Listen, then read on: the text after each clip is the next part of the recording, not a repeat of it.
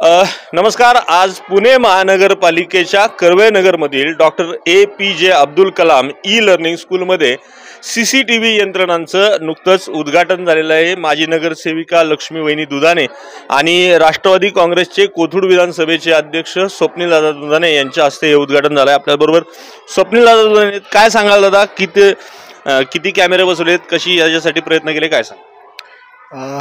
आपण जे आता भारतरत्न डॉक्टर APJ अब्दुल कलाममध्ये जी CCTVची यंत्रणा उभारली ती जवळपास 10 लाख रक्कम तरतुदीतनं उपलब्ध केलेली आहे. ज्याच्यामध्ये आम्ही आत्ता सुरुवातीला ह्या स्कूलचा जो 4 एकरचा प्रिमायसेस आहे, त्या प्रिमायसेसचे जे कॉमन पॅसेजेस आहेत आणि टॉयलेट्स आहेत, त्या टॉयलेटच्या बाहेर पॅसेजेसमध्ये ग्राउंडच्या स्कूलच्या मागचा सर्व परिसर अशा 14 CCTV कॅमेरेमधनं आम्ही तो सगळा भाग कव्हर केलेला आहे.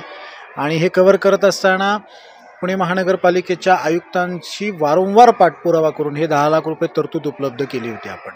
काय याच्या मागचं कारण आहे? CCTVचं काय महत्त्व आहे? आपण एक लक्षात घेतलं पाहिजे की ज्या पद्धतीने मुलांच्या म्हणजे कुठल्याही विद्यार्थ्याची सुरक्षितता ही पहिलं प्राधान्य असलं पाहिजे प्रत्येक शिक्षण संस्थेचं.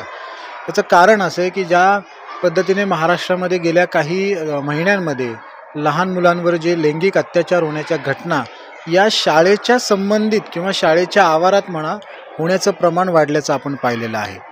त्यामुळे ह्या मुलांची सुरक्षिततेला पहिलं आपण प्राधान्य देत असताना ज्या पद्धतीने मुलांच्या संपूर्ण शाळेच्या इमारती असतील, शाळेच्या इमारतीच्या आजूबाजूचा परिसर असेल, या परिसरामध्ये हे CCTV कॅमेरे बसवल्यामुळे या सर्व गोष्टींना कुठे ना कुठेतरी प्रतिबंध घालण्यामध्ये आम्हाला त्या ठिकाणी यश येईल. आता हे CCTV झालं, काही पालकांनी मागण्या देखील केल्या आहेत वर्ग वाढवण्याच्या, किंवा अजून पुढचं काय काय प्लॅनिंग आहे तुमच्या शाळेचं? 2022 साली आपण अब्दुल कलाम लर्निंग स्कूलला सुरुवात केली. पहिल्या वर्षी आपण ज्युनियर KG, सिनियर KG आणि फर्स्ट स्टँडर्ड असे 3 वर्गाला आपण सुरुवात केली होती. आता 2023, 2024 प्रत्येक वर्षी आपण एकच वर्ग वाढवतोय आता. त्यामुळे आता 3री पर्यंतची शाळा आत्ता स्कूलमध्ये आहे. जवळपास 450 विद्यार्थी शाळेमध्ये शिक्षण घेतात आहेत. आता CBSEचं ॲफिलिएशन करण्यासंदर्भात आमची प्रक्रिया चालू झालेली आहे. पण शाळेमध्ये जे आत्ता 20 वर्ग खोल्या आहेत त्या आत्ता कमी पडायला लागल्यात आम्हाला. त्यामुळे शाळेमध्ये पालकांची मागणीसुद्धा आम्हाला वाढती आहे की वर्ग पुढच्या वर्षी मोठ्या प्रमाणात चालू करा. पण आम्ही त्या ठिकाणी असं एक महानगरपालिकेच्या आयुक्त साहेबांशी आणि सर्व शिक्षक वर्गाशी अशी एक आम्ही चर्चा केली की दरवर्षी आपण एकच वर्ग वाढूया, म्हणजे पुढच्या वर्षी 4थी, मग 5वी, मग 6वी, जेणेकरून शाळेवर एकदम लोड येणार नाही. आणि पुढच्या वर्षी स्वाभाविक आहे पालकांची मागणी लक्षात घेता शाळेचा पहिला मजला वाढवण्याचं काम त्या ठिकाणी आम्ही लोकप्रतिनिधी म्हणून पाठपुरावा त्या ठिकाणी करणार आहोत. शाळेत CCTV बसलेले आहेत, पुढचा मजला उभा राहणार आहे. आपल्याबरोबर गिरीश गुरनाणी जी आहेत आणि यांची स्वतःची खाजगी शाळा आहे. काय फरक वाटतो? खाजगी शाळा तुमची आहे, तुम्ही खाजगी शाळा चालवता, आणि ही शाळा जी महानगरपालिकेची आहे स्वप्नीलदादा दुधाणे यांच्या माध्यमातून उभी राहिली, काय फरक वाटतं? खाजगी शाळेला लाजवेल अशी व्यवस्था या ठिकाणी स्वप्नीलदादा दुधाणे यांनी केलेली आहे.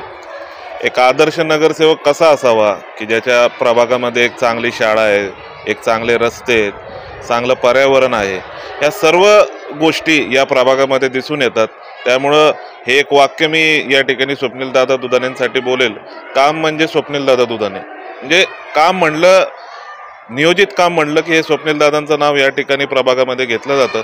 आणि त्यांना मी पुढेही असे चांगले त्यांचे उपक्रम होत राहावे त्यासाठी शुभेच्छा देतो. शाळेबद्दलचं वेगळेपण काय सांगा? शाळेपणामध्ये तुम्ही बघा, इकडं एवढं मोठं मैदान आहे, इकडं तुम्ही बघितलं तर रोज एवढे खेळ चालले जातात. तायकांदो म्हणा किंवा कबड्डी, हे सगळे गेम्स इकडे एवढ्या मोठ्या प्रमाणात घेतले जातात की हे बाकीच्या प्रायव्हेट शाळेमध्ये पण घेतले जात नाहीत. आणि एवढं क्वालिफाईड शिक्षक इथे आहेत, क्वालिफाईड स्टाफ आहे.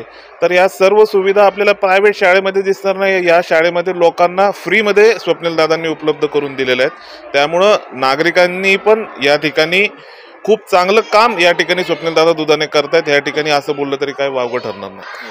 म्हणजे स्वप्नीलदादा दुधाणे खूप चांगलं काम करतायत आणि त्यांनी स्वतःची खाजगी शाळा असताना स्वप्नील दुधाणे यांच्या कार्याचा गौरव काय सांगाल? कमिन्स मध्ये तुम्ही काम करता आणि तुम्हाला टापटीप, नीटनेटकेपणा, स्वयंशिस्त हे सगळं तुमच्या कंपनीमध्ये माहीत असतं, आणि ती कंपनी आणि ही शाळा, काय फरक वाटतं? मला खरोखरच आवर्जून सांगावंसं वाटेल, एक आदर्श नगरसेवक कसा असावा याचं उदाहरण म्हणजे स्वप्नील दादा. आपण जर पाहिलं तर कंपनीच्या जसं गेटमधून सुरुवात केल्यानंतर कंपनीच्या कोपऱ्यापर्यंत जाईपर्यंत जशी स्वच्छता असते ना, त्याचप्रमाणे आपण शाळेच्या गेटपासून सुरुवात केली. तुम्ही कोणताही कोपरा पहा, एवढी स्वच्छता आणि टापटीप एवढी छान आहे ना, यांचं करावं तेवढं कौतुक कमीच आहे.